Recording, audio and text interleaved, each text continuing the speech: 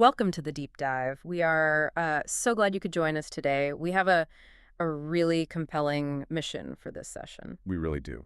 Yeah, we're going to be exploring how to regain financial control when it feels like the walls are just completely closing in, Right. when your operating margins are collapsing, and you know that feeling, right?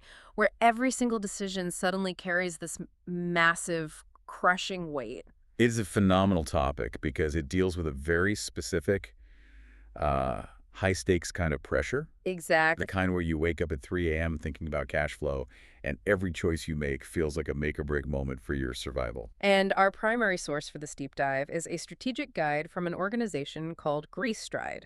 Now, this guide is specifically targeting fleet owners and operators in the high-pressure world of South African trucking. Right, the transport sector. Yes, but before you skip ahead thinking, well, I don't own an 18-wheeler, stick around. Yes, that is a crucial point to make right up front. Even if you are not personally driving a massive commercial truck across South Africa, Right. right now, the text we are looking at today serves as an absolute masterclass in crisis management. It really does. It is about stabilization. It's about identifying hidden inefficiencies in literally any system you might be operating within, Right, whether that's logistics or a tech startup. or a local restaurant, or even your own freelance business. The guide paints such a vivid picture of this specific kind of business crisis. It describes a situation where, one month you are managing everything just fine, you're getting by. So you're making payroll. Right. But then the very next month, cash is incredibly tight.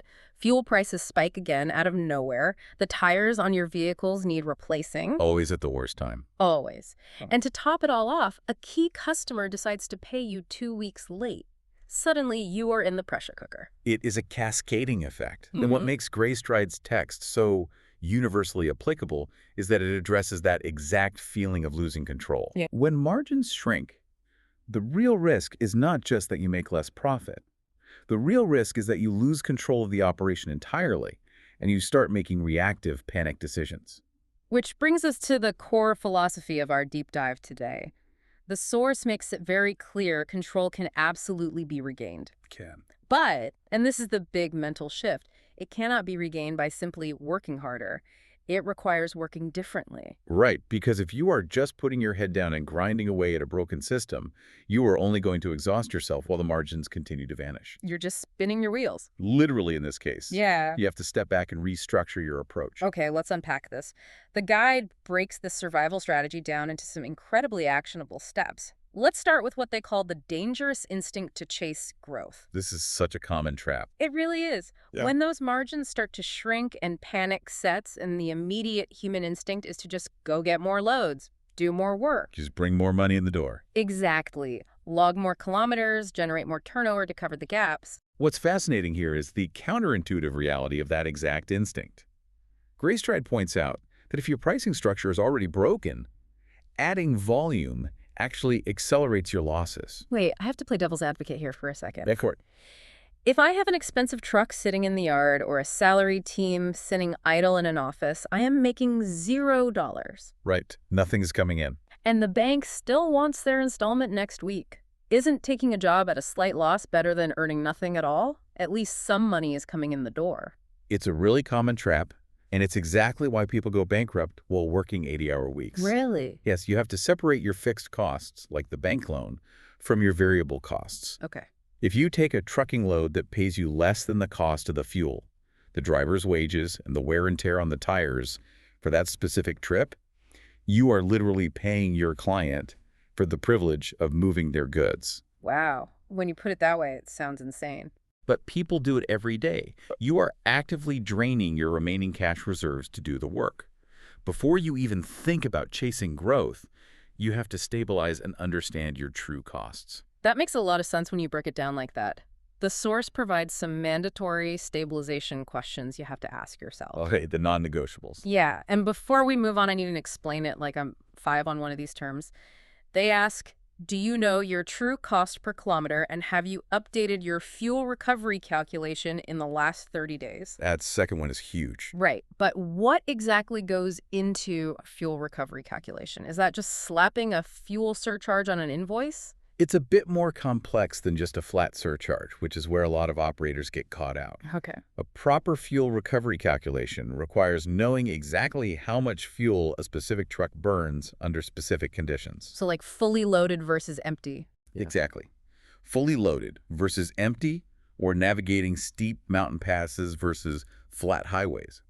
When the price of diesel jumps at the pump, as it frequently does in South Africa, you need a pre-agreed formula with your client that automatically adjusts your rate to recover that exact increased cost. And if you don't have that? If you don't have that, or if you haven't updated the math in a month, you are absorbing that massive cost spike yourself. And the reason those questions are so critical, especially when we look at the South African context highlighted in the text, is because the ground is constantly shifting underneath these operators. The environment is incredibly volatile. According to the source, things like fuel maintenance, interest rates, and insurance have all significantly shifted recently. Greystride warns that many fleet owners are operating on completely outdated numbers. Which is a silent killer for a business. If those costs have moved and your rates haven't moved with them, your margin hasn't just shrunk. It has quietly disappeared while you were looking the other way. So clarity comes first. Clarity has to come first. Growth comes later. So assuming we've stopped trying to blindly out-earn our problems, how do we actually stabilize the patient? Because having a projected profit on a spreadsheet means absolutely nothing if cash isn't actually moving through your business. This is where we get into the difference between paper reality and operational reality. Right. In an environment where margins are collapsing, cash flow becomes your single lifeline. The text advises establishing a 30-day cash flow visibility rule. What does that actually look like in practice? Is it just checking your bank balance every morning? No checking your balance tells you what happened yesterday. Okay, fair point. Visibility is about predicting tomorrow. You need a brutally simple, practical view of the next 30 days. You list exactly what invoices are scheduled to be paid to you and exactly what bills must go out. So payroll, fuel, bank loans, all of that. Everything. Then you look for the gaps. If week 3 shows a massive shortfall because a client pays on a 45-day cycle, but your fuel bill is due in 14 days, you have a pressure point. You have to see it coming before it hits. Exactly. You have to plan for the gap. And the source highlights a massive threat to this ecosystem, which is late-paying customers. The worst. Yeah, if your clients are stretching their payments beyond the agreed terms, you are essentially financing their operations. You're acting as their bank. I always think of this like paying for a big group dinner because your friend promises to Venmo you tomorrow. But tomorrow turns into a 60-day interest-free loan that is quietly bankrupting you while they get to hold on to their cash. That is a perfect analogy. And unlike your friend at dinner, a corporate client knows exactly what they are doing. Right, it's intentional. They are managing their own cash flow at your expense. Greystride has a very actionable solution for this. You have to tighten your credit control. Meaning? You have to shorten your payment terms wherever it is possible, and you need to implement structured, consistent follow-ups. I really love how the guide phrases this. I'm going to quote the source directly here because it is such a powerful mindset shift. Quote, "Cash discipline is not aggression. It is survival." It's vital to internalize that. Many business owners worry about offending their clients by asking for the money they're owed. We don't want to rock the boat. Right. But insisting on the agreed-upon terms isn't being difficult. It is simply what keeps the lights on. Here's where it gets really interesting. Once you stop the bleeding and get a grip on the cash flow, you move to identifying hidden margin killers. The silent assassins. Exactly. The analogy I always use here is a massive ship. It isn't usually one giant torpedo hole that sinks the ship. It's 100 tiny hidden leaks that nobody notices until the water is up to their ankles. That is exactly the dynamic we were talking about. When times are good, a business can afford a few leaks. The rising tide lifts all boats. But when external pressure increases, all those hidden inefficiencies suddenly become incredibly expensive. Let's list the specific small leaks the text mentions because they are so grounded in the reality of running a fleet. They point to fuel consumption variances between different drivers. Meaning one guy has a heavy foot on the pedal and burns way more diesel. Right. Then there's excessive idling of the engines, unplanned maintenance because you skipped a service. Which always costs more than the service would have. Yep. Trailers that are underutilized, irregular overtime patterns, and my personal favorite, empty return legs. Oh, those are brutal. That's when a truck drives all the way out with a paying load, but drives all the way back empty, burning fuel the whole way home for zero revenue. Now let's map that to a broader context so we can see how universal this is. Yeah, how does that apply to the rest of us? Well, an empty return leg isn't just a trucking concept. If you run a software agency, an empty return leg is keeping a team of developers on full salary while you wait 3 weeks for a client to approve a design. Oh, wow. If you run a restaurant, it's having 5 waiters on the floor on a Tuesday afternoon when you only have 2 tables seated. It is paying for capacity that is generating absolutely no revenue. That is such a great way to look at it. And the text is clear. Combined, these hidden killers can destroy your margin entirely. But how do you actually find them? Do you need some massive, complex, expensive tracking software? Not necessarily. The guide suggests that even a focused weekly review of your key numbers will reveal the patterns you've been missing. So just looking at the data you already have. Yes, but it requires leadership attention. You have to actually sit down, look at the spreadsheets, and ask, why did truck number 4 use 20% more fuel this week? Right. Or why was our freelance budget so high when client billings were down? It's that old business truth, what gets measured gets managed. Exactly. But once you have those numbers, it leads to a step where things can get incredibly emotionally difficult for business owners. We were talking about renegotiating from a position of strength, not desperation. Yes, the text points out a very real, very human fear here.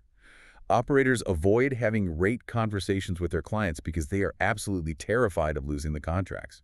And I completely understand that fear. If I go to my biggest client and say, hey, my costs have gone up, I need to charge you 15% more, the immediate nightmare scenario playing in my head is that they just say, no thanks, we'll find someone cheaper and fire me on the spot. It is a terrifying prospect. But this is where the guide provides a critical shift in perspective. What's the shift? It states very bluntly, if the work is unprofitable, keeping it is damaging you more than losing it. You are subsidizing their business with your own savings. So how do you actually have that conversation without blowing up the relationship? You make it a commercial discussion, not an emotional plea. You don't go in begging for more money because times are tough for you. Because it's not their problem that times are tough for you. Right. You approach it professionally. You set up a meeting, you open the books, and you present the updated cost realities. Just sticking to the facts. Yeah. You say, look, here is the exact fuel movement over the last 6 months. Here are the maintenance inflation numbers. To maintain the level of reliability and safety you expect from us, we need to implement a structured rate increase. You bring the data. You demonstrate total operational transparency. Exactly, and the source makes a really reassuring point here. Customers who truly value reliability understand this dynamic. They want you to stay in business. A smart supply chain manager knows that if they squeeze their transport partner so hard that they go bankrupt, their goods don't move.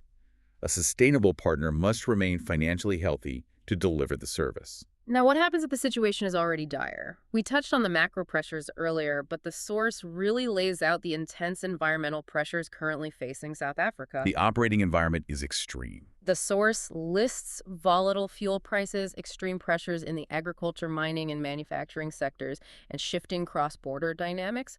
What do you do when the walls have already closed in? The guide gets pretty intense about this. You have to beat the bank to the punch. You have to restructure before the bank forces you to do it. The text is urgent on this point. If you wait until you actually miss an installment payment, you remove all of your flexibility.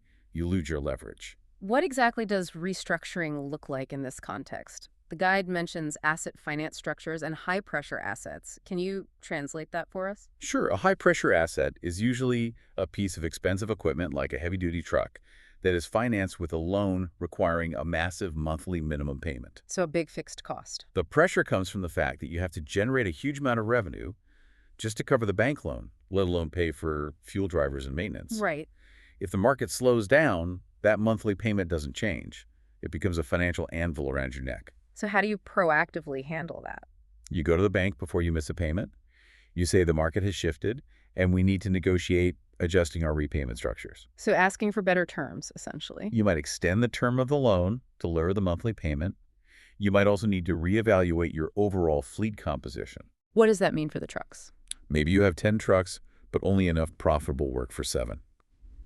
You have to make the hard call to park, or even sell the 3 underperforming units to relieve the debt pressure. Which leads us right into the psychology of all of this. The text notes that this is often the single hardest step in the entire process, separating your ego from your numbers. It is incredibly difficult. Yeah. We are talking about the sunk cost fallacy mixed with a healthy dose of pride. Oh, absolutely. A business owner's identity is often deeply tied up in the size and scale of their operation.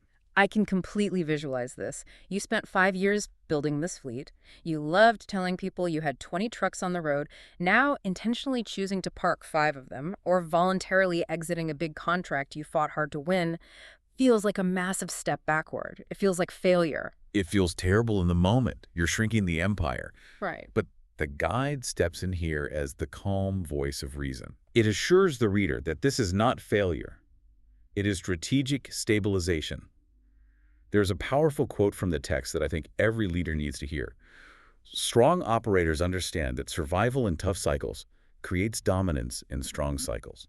Wow, survival in tough cycles creates dominance in strong cycles. I love that. It shifts the entire perspective, doesn't it? It does. You are intentionally shrinking, temporarily cutting the dead weight so you can survive the winter. And because you survived when everyone else went under, you will be around to dominate when the market inevitably turns back around. It's about playing the long game. It is. Which leads us perfectly to the final phase of the Greystride Guide. So what does this all mean? How do we put a bow on this?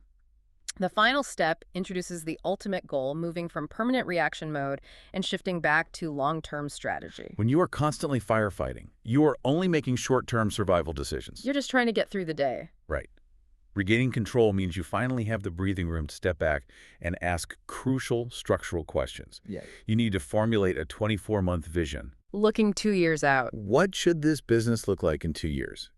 Which customers actually fit your operational model and which ones are just causing headaches? Yeah. Which routes are truly producing margin and which are just busy work? It's about rebuilding with intention rather than just constantly plugging holes to stop the ship from sinking.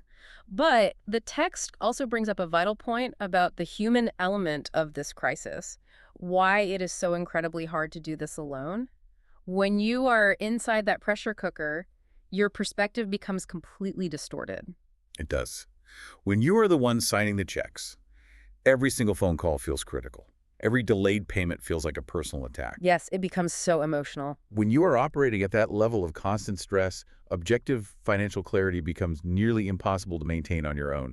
You lose the ability to see the board clearly. It's like you can't see the forest for the trees because one of the trees is currently on fire and you're the one holding the fire extinguisher. That is a highly accurate way to put it. And that is why the guide emphasizes that generic business advice doesn't work in this specific scenario. You can't just Google it. You can't just read a general management book about disruptive innovation and fix a collapsing transport margin. It requires practical, industry-specific insight. Right. You need an approach that truly understands the extreme volatility of fuel-complex asset finance structures. Yeah. And the reality of how clients actually pay in your specific sector. You need reality, not theory. But I want to highlight how the text ends because it is on a truly encouraging note. It's a real message of hope for anyone feeling overwhelmed right now. It's not all doom and gloom. Exactly. Collapsed margins do not mean your business is fundamentally broken. It just means your structure has to adjust so you can move from mere survival back to real strength. With the right visibility, disciplined cash management cost, clarity, and strategic restructuring control can absolutely be restored. And as Greystride points out, once control returns, confidence naturally follows. The mindset shifts. The businesses that stabilize properly, that swallow their pride, and make the hard choices during the brutal cycles are often the exact same ones that emerge stronger, leaner, and more profitable than they ever were before the crisis hit. That is incredibly empowering. And that brings us to the end of our deep dive for today. Yeah. Thank you so much for joining us on this really intense journey through financial stabilization. It's been a great discussion. Whether you are running a fleet of trucks across South Africa, managing a tech team, or running your own freelance shop, the core themes from the Greystride Guide are invaluable. Stabilize your operation before you try to blindly grow your way out of a hole. Absolutely. Ruthlessly track your cash flow because a profit on paper won't pay your bills. And never ever let your ego prevent you from restructuring when the numbers clearly demand it. Before we go, this raises an important question, something for you to think about as you go about your day. We've talked a lot about the physical margin killers in the trucking industry, things like idling engines and empty trailers. driving across the country generating zero revenue. But take a look at your own professional life or your own industry right now. If a sudden 20% cost increase hit your sector tomorrow, what are the invisible empty return legs or idling engines in your daily operations that are currently slipping by unnoticed, but would instantly threaten your survival?